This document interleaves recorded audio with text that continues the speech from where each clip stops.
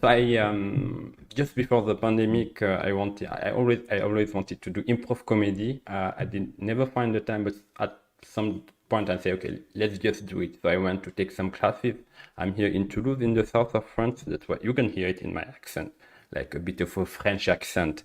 I did it for 3 years, and I learned a lot about me, myself, and how to approach life. There is some philosophical aspect that I will not touch about today because that's not the frame of this live session. But basically, in improv comedy, let's say, there are many rules. But if I say the caliphy of all rules for the Game of Thrones fans, there is you have to go from yes but to yes and. This is really important. That's why I call it like the improv comedy cardinal rule. So in improv, we are set in, let's say, 3 or 4 people on stage, and we have to build the story live.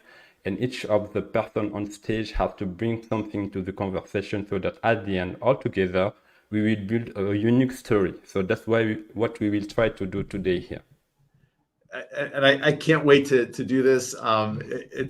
It's wonderfully nerve-wracking to be in that situation where you've got to come up with something and just sort of improv it out. But I think back, there was a really fun television show, I think back in the 90s, and then there was an American version of it later called Whose Line Is It Anyway?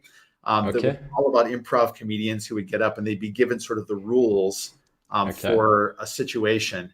And at a certain point, the MC, they were running it as a kind of a game show, would have to jump in and say, okay, now switch or break or whatever the rule was of the game. But I remember one of the cardinal rules of this was always yes and. You've got to add it in. Yeah, Carolyn Zick in the chat remembers. Love that. It was a fun show. Colin Mockery and Ryan Stiles and a lot of those tremendously fun comedians out there. Just so great. So this rule may be familiar to anybody that's studied improv comedy.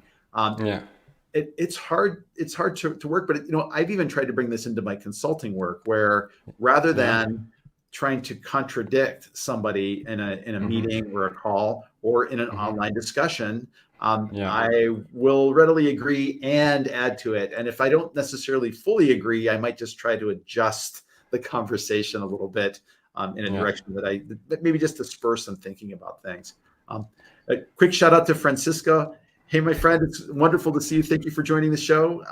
Great to see both you and Carolyn on the live stream.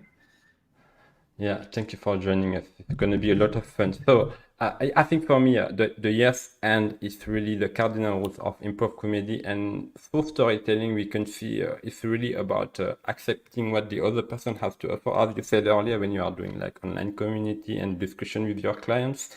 And then we will see in the next slide when we will try to do the first framework that I will share with you today that I learned through my improv comedy classes that we will do together, or Todd.